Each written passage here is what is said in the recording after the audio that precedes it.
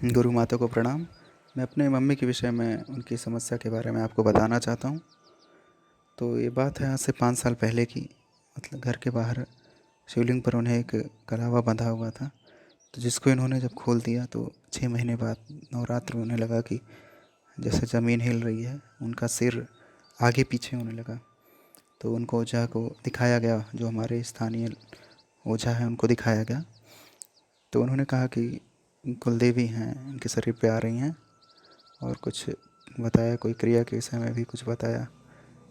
तो नवरात्रि के दूसरे दिन ये बेहोश हो गई, उन्हें जो है दक्षिणेश्वर काली पहुंच गई वो। दूसरे दिन ही हुआ था। और तीसरे दिन से इन्होंने, काली माता ने इनको जो है पूर्वजन्म दिखाने लगी अपना। इसमें पूर्वजन्म का जो गांव है, उनके पति और उनके सास ससुर सबको दिखाने लगी। और हमारे स्थानीय एक व्यक्ति हैं, उनको दिखाने लगी, कहने लगी ये आपके पूर्वजन्म के पति हैं, इनसे बात कीजिए फ़ोन पर। तो ये जब कहती कि हम क्यों बात करें किसी दूसरे आदमी से, तो वो जो है उनको प्रॉब्लम देती थी, खाने नहीं देती थी और दिक्कत आती थी शरीर में, भूख नहीं लगती थी और सांस फूलती थी, तो सांस वाली दिक्कत भी आती थी इसमें। तो इनको बात करना पड़ जाता था। तो ये ऐसे कई बार हुआ। पहली बार 8 दिन पे, हर 8वें दिन ऐसे, फिर 15वें दिन, मतलब ऐसे चलता रहता था। तो जब वो ऐसा टॉर्चर करती तभी ये बात करती थी उस आदमी से। वो स्थानीय आदमी है, हमारे हमारे आसपास के हैं। तो उसके बाद जो है इनके शरीर में एक आवेश जैसा आता है और ये पूछती कि मतलब शिवलिंग किसने बांधा है, इस पे धागा किसने बांधा। और इनको जो है गुरु और कुलदेवी ही बंधी हुई दिखाई पड़ती थी, क्योंकि कुलदेवी जब आती थी तो ऐसे रोती रहती थी हमेशा, इन्हें इनके शरीर पे जैसा आवेश आता था। और शिवरात्रि की एक रात को इन्हें लगा जैसे इनका हाथ पैर सब पूरा ठंडा हो रहा था। हाथ पैर सब ठंडा हो गया, पूरा शरीर ठंडी हो गई, सिर्फ सीने पे ही कुछ गर्माहट बाकी थी। तो उस रात को बिजली कड़क रही थी, आंधी भी आ रही थी बहुत तेज़। तो उनकी कोई आवाज़ नहीं सुन पाया ये, मतलब चिल्लाएं कि शिव बचाओ, महाकाल बचाओ। तो तभी एक आकृति, मतलब शिव की तरह एक आकृति थी जो त्रिशूल ली थी, वो छाया रूप में ही इनके बगल खड़ी हो गई और ये बेहोश हो गई। तो सुबह जब ये अपने आप को मतलब जीवित पाया इन्होंने, हालांकि सोच रही थी कि अब बच नहीं पाएंगी। तो उसके बाद से ही फिर जो चीज़ें हैं, फिर उनको कभी शिव रूप में, महाकाल रूप में अलग अलग दिखती हैं, उनको भ्रमित करती हैं रात में। गुरु के रूप में रख के इधर उधर घुमाती हैं, घुमा फिरा कर के फिर जब ये पूछती हैं कि मतलब मेरा स्थान कहाँ पर है, तो वो चीज़ें कहती हैं कि मेरे लिंग पर है स्थान, क्योंकि ये स्वयं को एक मतलब कुलदेवी के रूप में, मतलब देवी के रूप में, काली के रूप में खुद को देखती हैं। और जब वो स्थान की बात बारी आती है तो वो कहती हैं कि, वो कहते हैं मेरे लिंग पे है स्थान।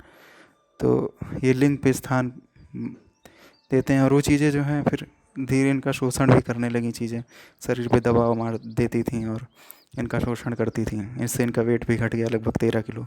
बच्चेदानी में, यूटेरस में प्रॉब्लम शुरू हो गई।